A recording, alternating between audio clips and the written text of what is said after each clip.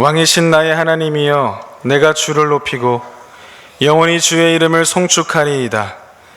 내가 날마다 주를 송축하며 영원히 주의 이름을 송축하리이다. 이스라엘아 들으라.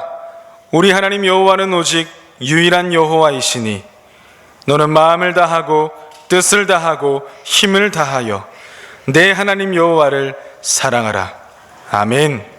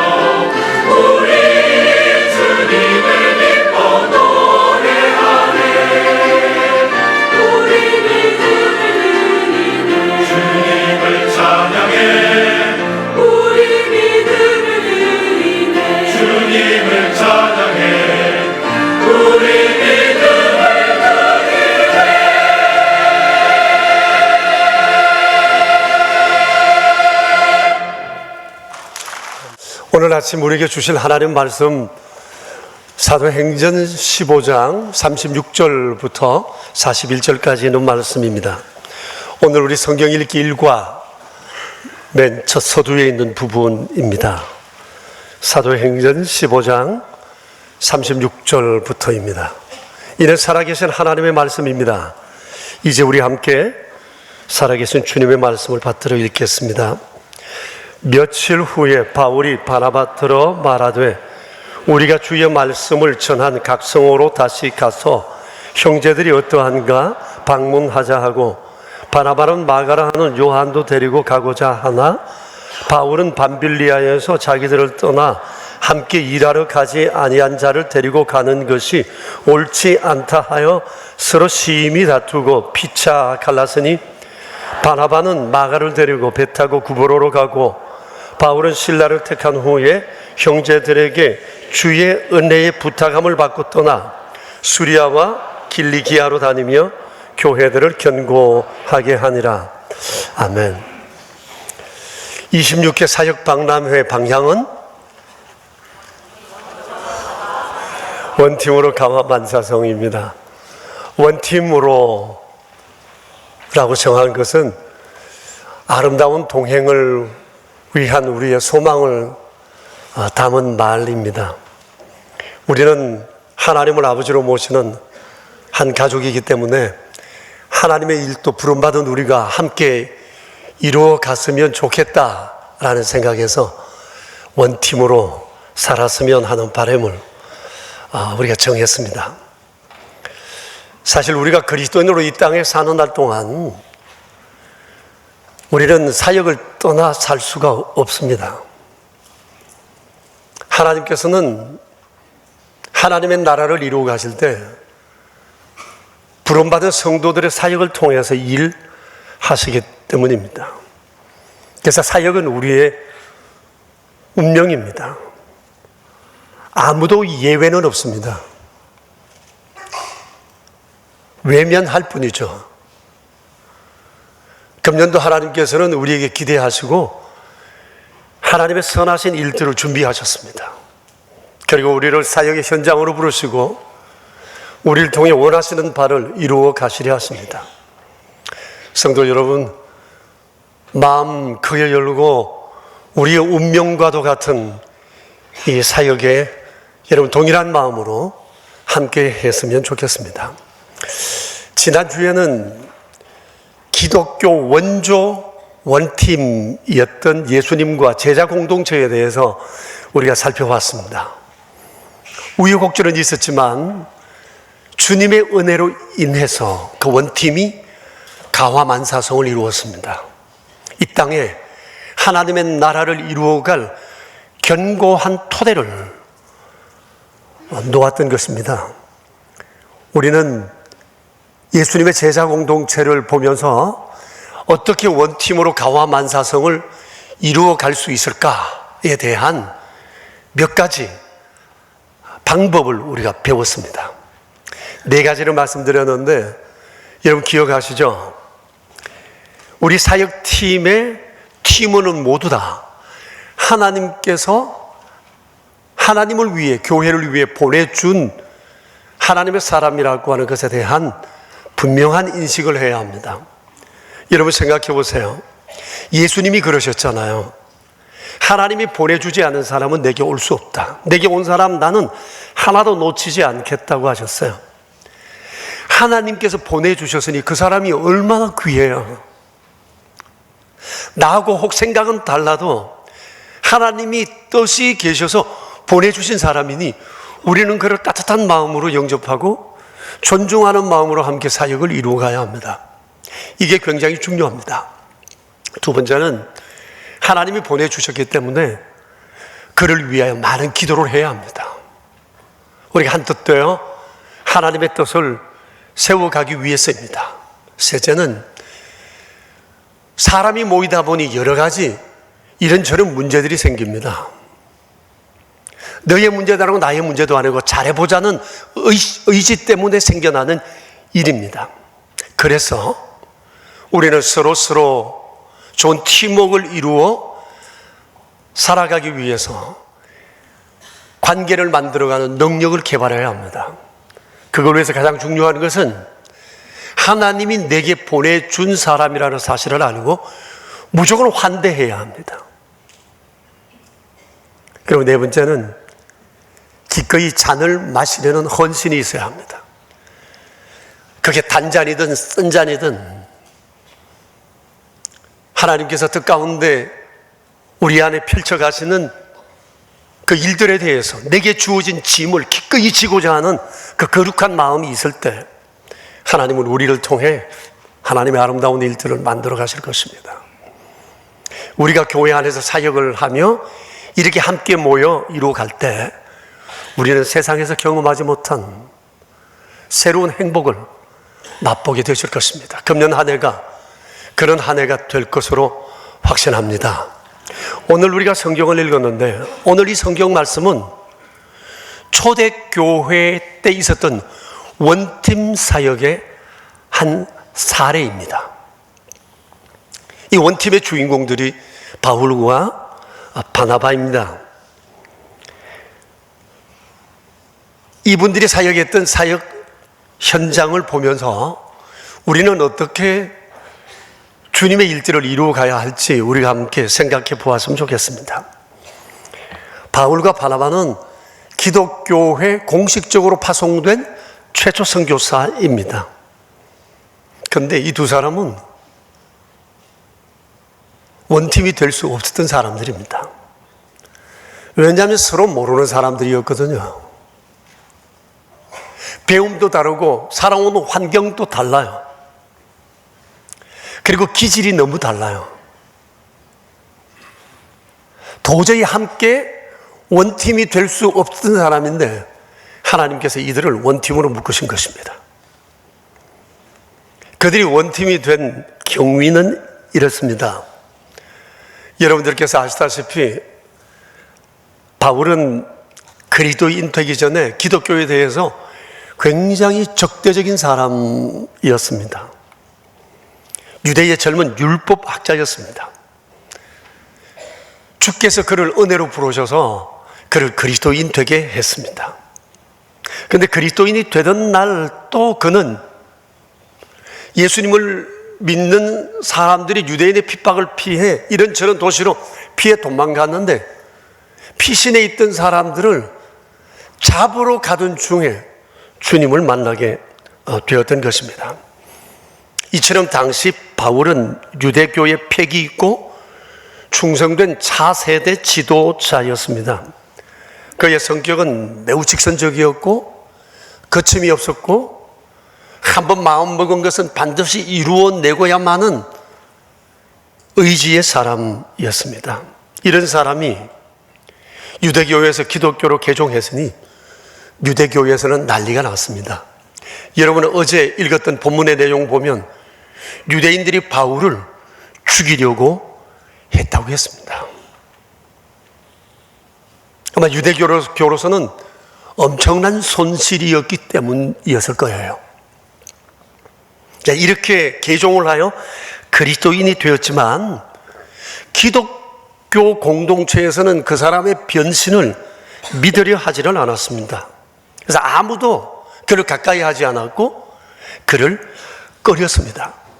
본심을 알지 못했기 때문입니다. 그의 전력이 있지 않습니까? 바울은 기독교인들에게 저승사자와도 같았습니다.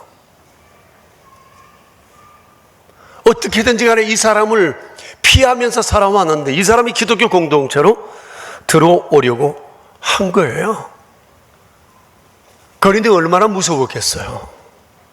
무슨 해코지를 할지 모른다는 생각 때문이었을 것입니다. 그때 바나바가 나서서 자기의 이름을 걸고 바울을 옹호해 주었습니다.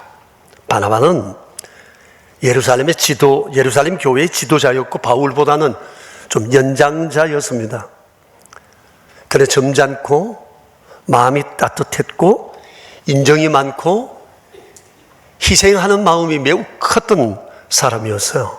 그러다 보니까 초대교회 공동체 안에서 사도들을 비롯해서 성도들로부터 신망이 아주 두터운 사람이었습니다. 이런 바나바가 바울의 후견인이 되겠다고 자처하고 나서자 공동체는 마음문을 열고 바울을 받아들이게 되었습니다. 이로써 바나바와 바울은 아주 가까운 사이가 되었어요. 여러분, 바울의 입장에서는 바나바가 얼마나 고마웠겠어요. 생각해 보십시오. 자기 고향과도 같은 유대교로부터 그는 이제 적대적 관계가 되었어요. 언제 그를 죽이려 올지 모릅니다.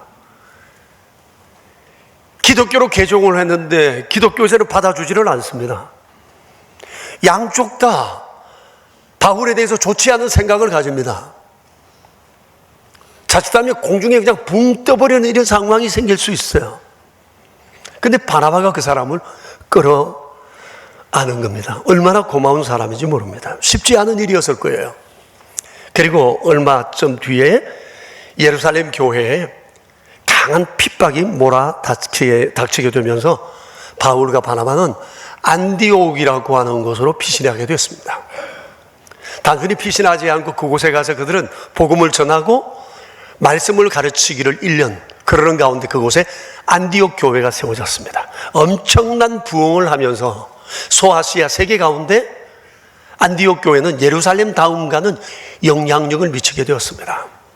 핍박으로 인해서 예루살렘 교회는 굉장히 위축되었지만 안디옥 교회는 엄청나게 부흥하면서 어려운 예루살렘 교회를 돕기 위해서 안디옥 교인들이 헌금을 모아 예루살렘 교회에 보내주기도 했습니다.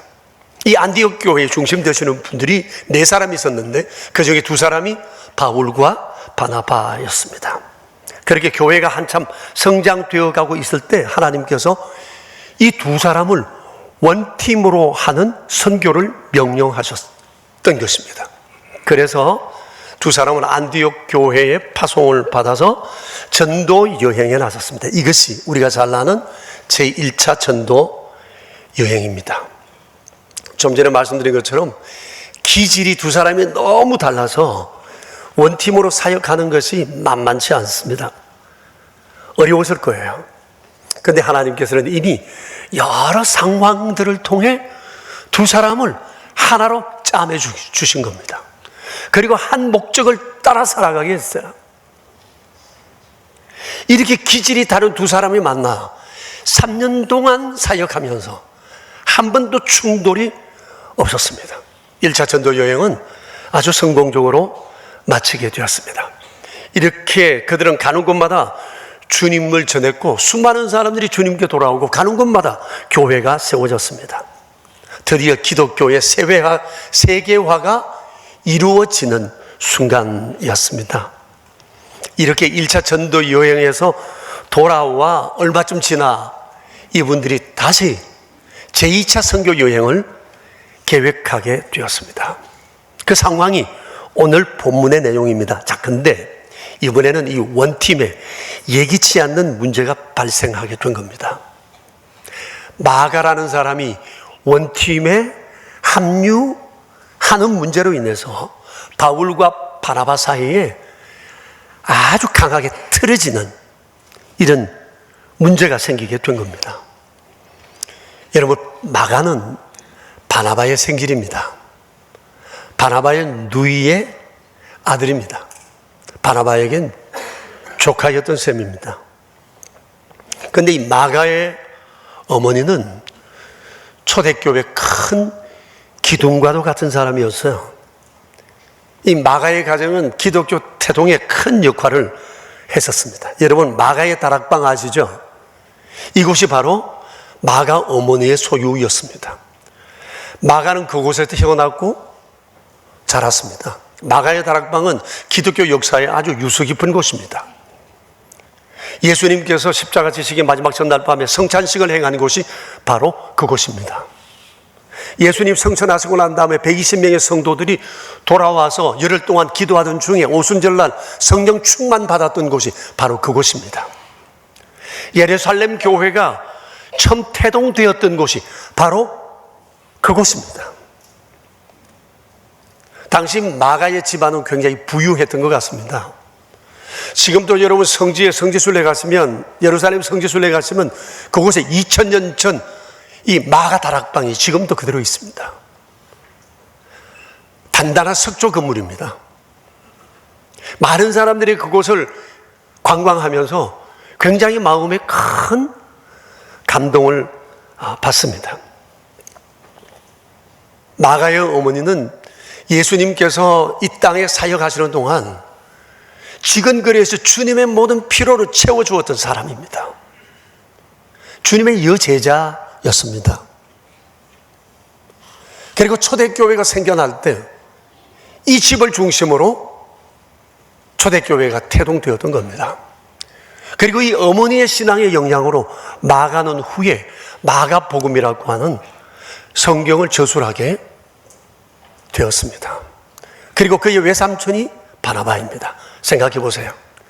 그의 온 집안은 복음을 위해서 헌신된 사람이었고 자신들의 모든 것을 하나님의 나라를 위해서 내어놓았던 사람들이었습니다.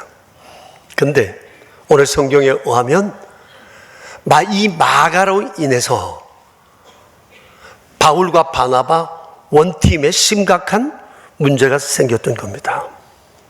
아마 이 마가가 2차 전도 여행에 따라 나서려고 했던 것 같습니다. 바나바는 좋게 여기고 오케이 했는데 바울이 단호하게 거절했습니다. 그 이유가 38절에 나와 있습니다. 한번 볼까요? 밤빌리아에서 자기들을 떠나 함께 일하러 가지 아니했으므로 데리고 가는 것이 옳지 않다고 했습니다. 여러분, 이 밤빌리아라고 하는 것이 3년 동안 있었던 1차 전도 여행의 한 지명입니다.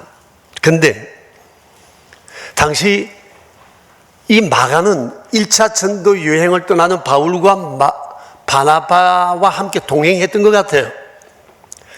외삼촌이 떠난다니까 좀 연세도 있는 분인데 이 두 분이 떠난다니 젊은 자기가 좀 수행해야 되겠다고 따라 나섰던 것 같아요.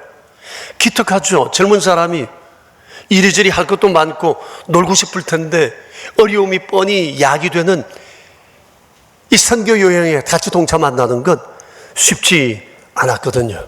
자, 그런데 밤빌리아라는 곳에 이르자 그는 갑자기 사역을 포기하고 고향인 예루살렘으로 돌아가고 말았습니다. 물론 나름대로 이유는 있었을 거예요. 짐작하기로는 전도 여행이 너무나 어렵고 힘든 상황들이 많았기 때문이라고 생각합니다. 그래서 끝까지 가지 못하고 중도 이탈하게 되었던 것으로 짐작이 됩니다. 우리가 아는 것처럼 하나님의 일에는 영광과 고난이 함께 따릅니다. 좋은 일도 있고 기쁨도 경험하지만 일을 하다 보면 여기에서 상처도 있고 아픔도 있고 어려움도 있습니다. 당시 1차 전도 여행은 여느 여행과 달랐을 것입니다. 영광스러운 일도 있었지만 처음 듣는 복음에 대한 저항도 상당히 강했다고 볼 수 있습니다. 그래서 마가는 떠나버렸습니다. 바울이 그냥 보냈을 리가 없을 겁니다. 많은 권고를 했을 겁니다. 이게 얼마나 중요한 일인데 중도에 그만두다니. 젊은 사람이 이렇게 중도에 떠나서 안 된다. 그리고 지금 여기서 혼자 그곳까지 가는 길이 얼마나 먼데 조금 더 기다렸다가 함께 갔으면 좋겠다. 많은 권고를 했지만 마가는 듣지 않고 자기 고집대로 돌아서고 말았습니다. 이로 인해서 바울과 바나바의 실망은 매우 컸을 거예요. 그리고 원팀의 분위기도 쫙 가라앉았을 것입니다. 그럼에도 불구하고 바울과 바나바는 절치부심했고 소아시아로 두루 다니면서 사역을 마무리했고 큰 성과를 거두었던 겁니다. 돌아와서 선교 보고를 하는데 대단한 이런 내용을 들으면서 마가는 한편으로 끝까지 함께하지 못한 것에 대한 아쉬움과 송구함이 있었을 것 같습니다. 그런 중에 2차 전도 여행을 떠난다는 소리를 듣고 만회하고 싶은 마음이 있었고 그는 기꺼이 자원하여 선교 여행에 동참하겠다고 결심을 했습니다. 아마 바울과 바나바를 찾아가서 사과도 하고 다시는 그런 일이 없을 거라고 반성하며 그의 결심을 보여주었을 것입니다만 바울은 단호하게 거절했습니다. 한 번의 실수를 용납하지 않았던 거예요. 힘들다고 중간에 이탈한 전력이 있는 사람이 또 두 번 이탈하지 못하라는 법이 없다고 바울은 생각했던 것 같아요. 물론 마가의 진심은 믿는데 그의 마음은 믿는데 그의 의지를 믿을 수가 없었던 겁니다. 여러분, 사람이 자기 감정에 준비된 대로 의지가 그대로 움직여지느냐 하면 반드시 그렇지만은 않지 않습니까? 예컨대 여러분 다 새벽기도 하고 싶지만 이제까지 한 번도 예수님 믿으면서 새벽기도 못하신 분들 많이 있으시죠? 그래서 결심합니다. 내일부터는 내가 새벽기도 꼭 해야지. 총도 맞춰놓고 잠자리에 들었다가 새벽에 일어났는데 못 나옵니다. 눈이 안 떠집니다. 눈은 떠졌는데 몸이 안 일어납니다. 내일부터 또 할 거야. 마음에 결심합니다. 주일날 교회 와서 예배를 드리고 돌아가면서 결심하는 것도 하나 있습니다. 다음 주일부터는 절대 예배에 지각하지 않을 거야. 그런데 다음 주 되면 전과 동입니다. 바울은 마가의 진심은 믿었어요. 그의 결심은 믿었어요. 그러나 그의 의지를 믿을 수가 없었던 겁니다. 전도 여행은 만만치 않은 것이거든요. 그러니까 이런 나약한 의지로는 이 일을 끝까지 수행하기란 어렵다고 보았던 것입니다. 그런데 바나바의 생각은 달랐어요. 그에게 다시 기회를 주자는 겁니다. 그의 진심을 다시 한번 믿어보자는 거였어요. 자, 그런데 바울이 바나바의 의견을 거부했습니다. 여러분, 좀 전에 말씀드린 것처럼 바울은 바나바에게 신세진 것이 많기 때문에 다른 사람은 몰라도 바나바의 얘기를 거절할 수 없는 처지입니다. 그런데 바울은 당신과 갈라지는 일이 있어도 마가라는 청년을 우리 팀에 합류시킬 수 없다고 얘기한 겁니다. 고집을 꺾지 않았습니다. 결국 마가의 일로 인해서 두 사람은 심히 다투었고, 여러분 39절 한번 보십시오. 심히 다투었고, 어느 정도로 다투었을 것 같아요? 어떤 말이 오갔을 것 같아요?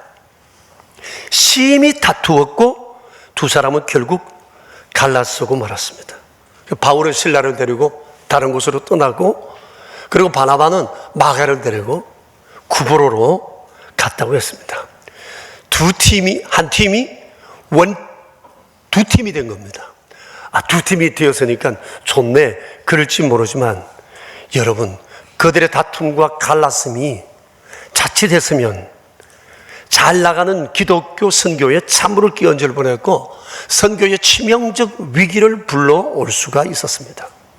하나님의 은혜로 합동하여 선을 이루었긴 만문다행이지 한 팀이 두 팀 된 것이 결코 바람직한 현상은 아니었다고 하는 사실입니다. 여러분 어떻게 생각하세요? 바울과 바나바 기독교 거물들이잖아요.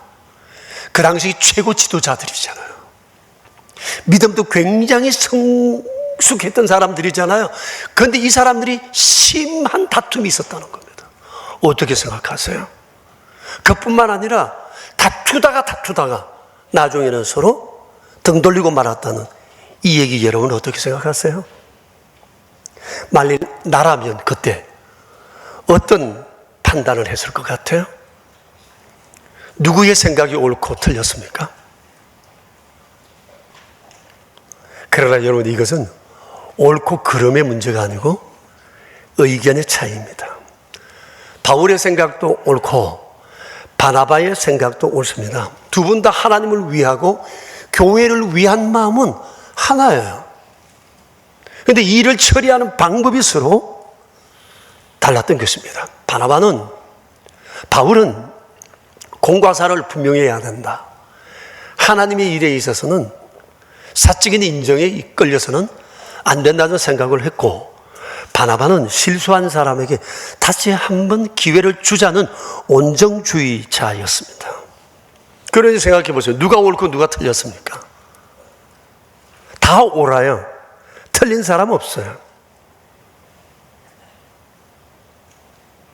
우리가 무슨 일을 하고자 하면 모든 사람이 한 마음이 되는 것은 지극히 어렵습니다. 이견이 있습니다. 어떤 사람은 그 자리에서 말하고 어떤 사람은 뒤로 돌아가서 궁시렁댑니다. 이견이 있다는 얘기거든요. 두 사람이 모이면 두 의견만 있는 것이 아니라 이 사람의 환경 속에 경험된 또 다른 이견이 있고 이 사람 경험 속에 비롯된 또 다른 이유가 있어요. 아니, 몇 분일까요? 더 많을 수 있습니다.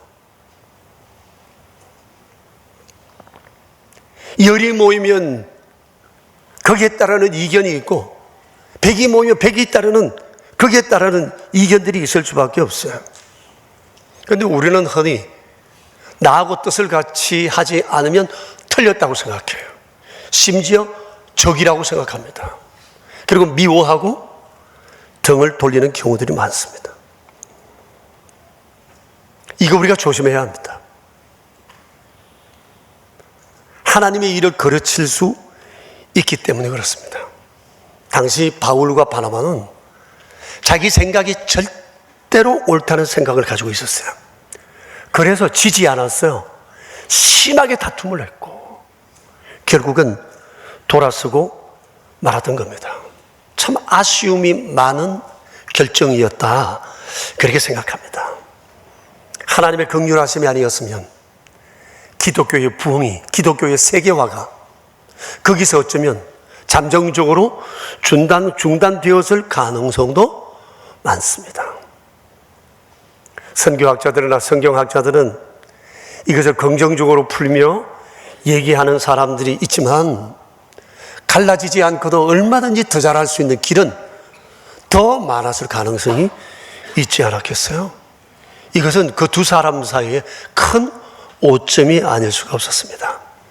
그래서 우리가 이 사실을 곰곰이 돌아봐야 해요. 우리에게도 이런 일들이 있을 수 있기 때문에 그렇습니다.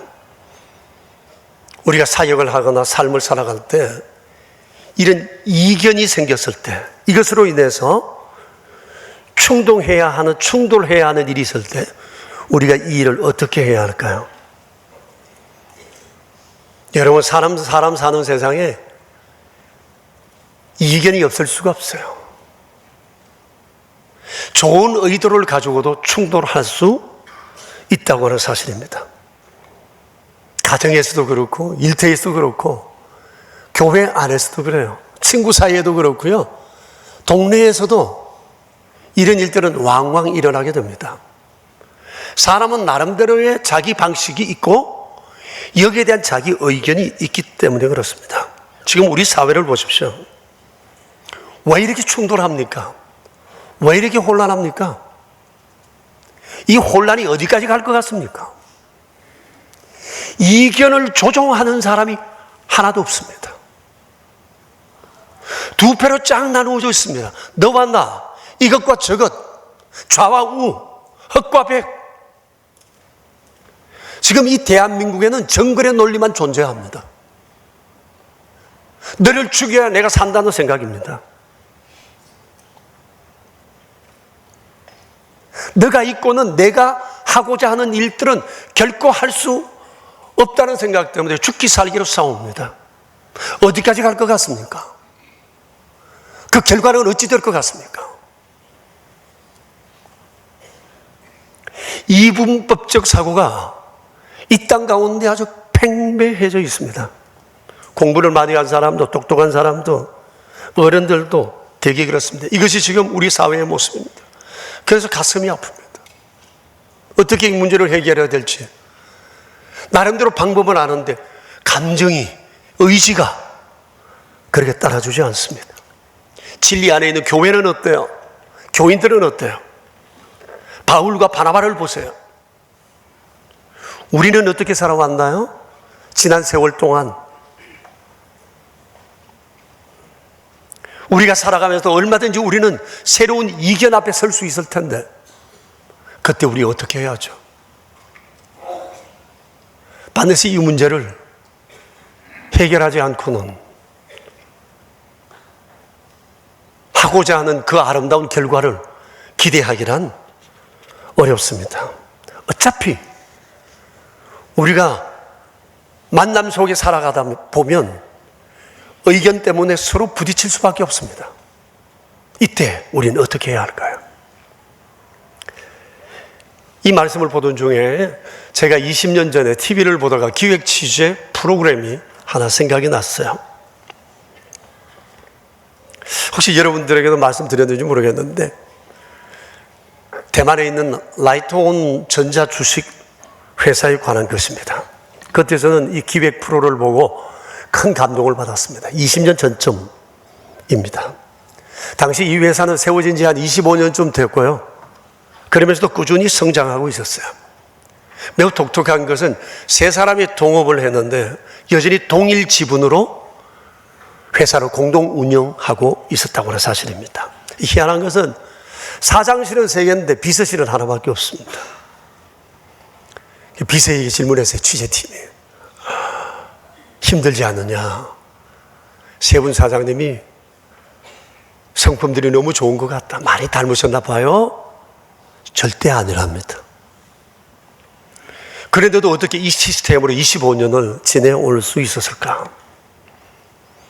그래서 기획 취재팀은 세 동업자를 한자리에서 인터뷰를 했습니다. 도저히 이해가 안 된다, 우리 입장에서. 어떻게 회사를 이렇게 운영해 갈 수 있습니까? 그래서 그 중에 한 사람이 취재 기자에게 이렇게 묻습니다. 기자 양반, 0과 1 사이에 숫자가 있습니까? 기자가 멍하고 있는데 이 둘 사이에는 수많은 소수점이 있습니다. 우리는 소수점 정신으로 살아갑니다. 어떤 문제가 일어나면 0이냐 1이냐 우린 이렇게 단순하게 보지 않습니다. 0과 1 사이에 수많은 소수점이 있는 것처럼 우리는 대화를 통해서 합의점을 찾기 위해 애를 씁니다. 그것이 비록 소수점처럼 작은 것이랄지라도 합의점을 찾으면 거기서 다시 우리는 대화를 시작합니다. 그 과정은 지루하고 힘들고 아프지만 이것이 지난 25년 동안 우리가 함께 동업해 온 비결입니다. 제가 그 얘기를 들으면서 무릎을 쳤습니다. 우리 교회가 배워야 되겠구나. 우리 교회는 당시 사역을 하고 있었으니까 우리가 정말 이 정신으로 소수점 정신으로 살아야 되겠다 그런 생각을 했습니다.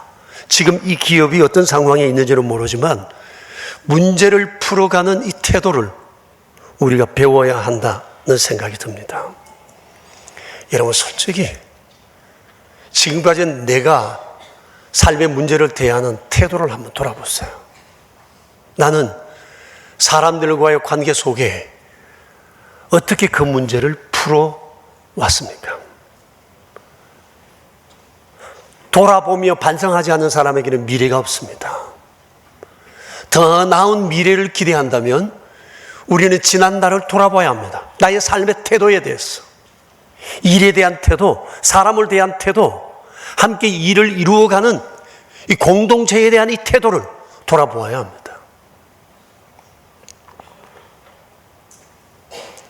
조훈현 의원이 내년 총선에 나오지 않는다고 얘기하면서 인터뷰한 기사를 봤어요. 근데 그분이 그런 얘기를 하더라고요. 바둑 기사들은 바둑을 두고 나면 반드시 복귀를 합니다. 다시 처음부터 다 놓아본다는 겁니다. 승자나 패자나 모두가 복귀를 한대요. 만일 자기가 졌다면 쓰린 가슴을 안고 복귀를 하지 않을 수가 없답니다. 그는 어디에 돌을 놓아서 이 문제를 풀었고 나는 무엇 때문에 패착이 일어났는가, 그것을 보면서 다음 판세를 머리에 그린다고 그럽니다. 그것이 결국은 성장하는 바둑기사의 태도라고 하는 것입니다. 아이들도 오답노트라는 게 있지 않습니까? 왜 문제를 잘못 풀었는지 다시 한번 풀면서 자신의 문제에 대해서 점검을 합니다. 우리도 그러해야 합니다. 우리가 지금까지 살아온 것이 완벽하진 않습니다. 바울과 바나바처럼 우리도 이런 실수를 범했을 때가 있기 때문에 그렇습니다. 그래서 우리의 삶의 태도를 우리는 돌아보지 않을 수 없습니다. 자, 어떤 문제를 만났을 때 그 문제 앞에 어떤 이견들이 있을 때 우리 어떻게 해야 할까? 오늘 말씀을 정리하면 네 가지를 여러분에게 말씀드립니다. 첫째, 어떤 상황에서도 원팀을 유지해야 한다는 것을 명심해야 합니다. 이게 매우 중요합니다. 사랑해서 만난 부부 사이라도 살아가면서 이런 충돌, 저런 충돌이 있을 때 부부가 많은 고민을 합니다. 이 사람하고 계속 살아야 하나? 여기서 나누어야 하나? 더 나은 미래를 찾아가야 하나? 고민을 합니다. 그러면서 이렇게 살 수는 없어. 이혼해야 돼. 라고 생각하는 사람들은 이혼할 확률이 상당히 많아요. 그러나 그럼에도 불구하고 사랑해서 만났는데 아플 수는 있는데 이 사람이 나하고 너무 잘 안 맞는데 그럼에도 불구하고 하나님께서 내게 짝 지어준 사람인데 하나님을 생각해서라도 우리는 헤어질 수 없어 라고 생각하는 사람은 아픔을 안고도 평생을 삽니다. 그리고 삶의 문제로 회복합니다. 자녀들에게 좋은 본을 끼쳐줄 수 있습니다. 여러분, 우리가 사역을 할 때나 우리 일반 사회 안에서도 마찬가지입니다. 그 사람하고 문제 있으면 돌아서면 그만이지 뭐 사람이 그뿐이야 할 수 있습니다. 그렇게 평생 그것은 습관이 되어집니다.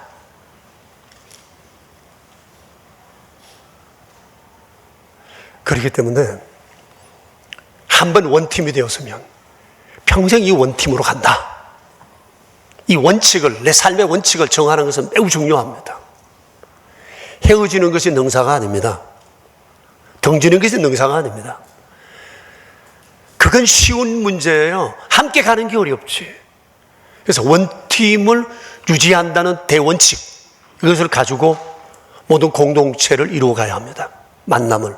두 번째는 먼저 상대의 얘기를 잘 경청하는 겁니다.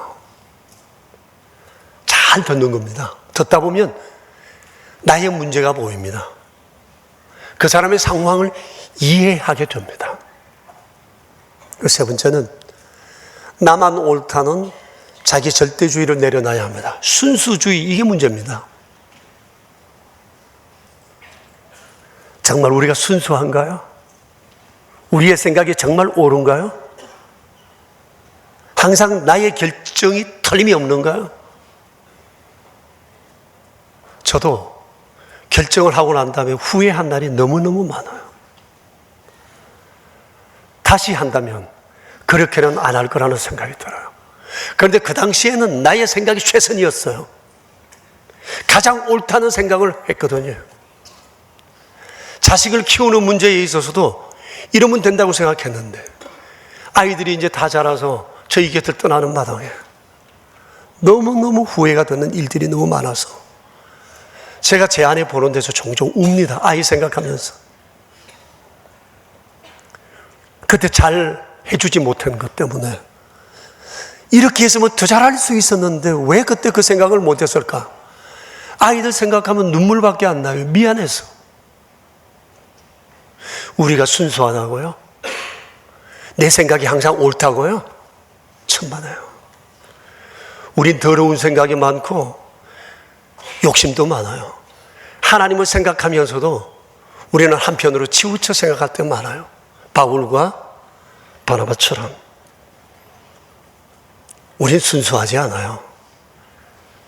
우리에게는 절대라는 것이 없어요.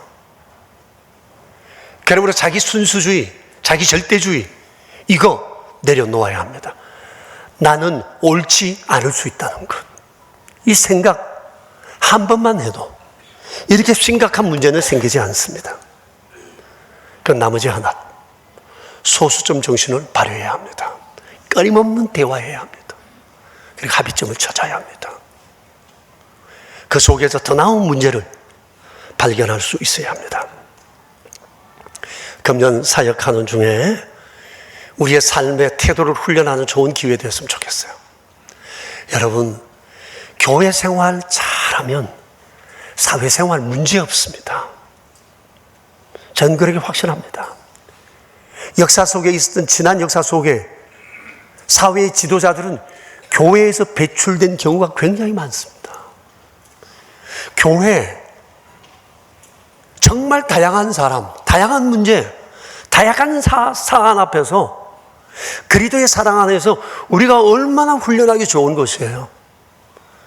교회 안에서 사역을 통해 우리가 이런 훈련을 하다 보면 세상에 나가서 일하는 것 우리 능히 해석할 수 있습니다. 하나님은 우리를 예배자로 부르셨지만 동시에 사역자로 부르셨습니다. 교회에 와서 예배자로 그냥 예배만 드리고 갔다 왔다 하게 되면 주님이 원하는 대로 충분히 성장할 수 없습니다. 부딪혀 보지 않고는 잘할 수가 없어요. 눈물도 먹어보고 아픔도 먹어보고 따돌림도 당해보고 상처도 받아보고 거부도 당해봐야 맷집이 단단해지고 내 삶에 스폰지가 생기면서 어떤 것도 맞설 수 있는 용기가 생기는 거지. 한 번도 교회 안에서 부딪혀 보지 않은 사람은 세상 나가게 되면 두려움을, 부딪힘을 두려워할 수 있습니다. 그래서 여러분, 훌륭한 예배자가 되어야 합니다. 그리고 우리가 사역자가 되어야 합니다. 주님은 우리를 사역으로 부르십니다. 초청하십니다. 우리의 더 나은 미래와 믿음의 성장을 위해서 성도 여러분, 예배만 드리고 가는 그리스도인이 되지 마시기를 바랍니다. 반드시 사역자로 함께 하십시오. 하나님께서 우리를 복된 길로 인도해 주시리라 믿습니다. 우리 함께 기도하겠습니다. 살아계신 하나님, 우리 아버지, 허물과 죄로 울룩진 저희를 그리스도의 보혈로 씻으시고 하나님의 거룩하신 은혜 가운데 주와 동력하게 하시고 또 믿음의 가족들과 더불어 하나님의 거룩한 사역을 아름답게 이루어갈 수 있게 해주시니 감사합니다. 바울과 바나바의 심한 다툼과 피차간에 돌아서는 이 아픈 현장을 보며 우리의 지난 삶을 돌아봅니다. 주여, 반성해야 할 일들이 우리 안에 많이 있음을 보며 더 나은 미래를 꿈꾸려 합니다. 주여, 우리의 마음과 생각, 삶의 태도를 고쳐주시고 새롭게 하시고 하나님이 원하시는 아름다운 그 믿음의 길 걷게 하소서. 주여, 우리를 예배자 되게 하소서. 사역자 되게 하소서. 주의 기쁨 되게 하옵소서. 우리 구주 예수 그리스도 이름으로 기도드리옵나이다. 아멘. 하나님 아버지, 감사합니다. 저희가 예배하며 주님 앞에 귀한 예물을 드립니다. 이 예물을 드린 손길들, 그 형편들, 그 예물의 제목들을 주님이 아십니다. 아버지, 한 분 한 분 헤아려 주십시오. 삶을 복되게 해 주십시오. 영원히 주의 기쁨이 되게 하여 주시며 이 예물이 주의 영광을 위해 귀하고 아름답게 사용되게 하옵소서. 우리 구주 예수 그리스도 이름으로 기도드리오며 이제는 왕 되신 주 예수 그리스도의 은혜와 만복의 그런 되신 아버지의 크신 사랑과 날마다 우리의 길을 이끄시는 성령님의 교통하심이 모인 저희 무리들과 명선의 모든 가족들과 주님의 몸 되신 교회 위에 이제로부터 영원히 함께 계시옵기를 간절히 축원하옵나이다. 아멘.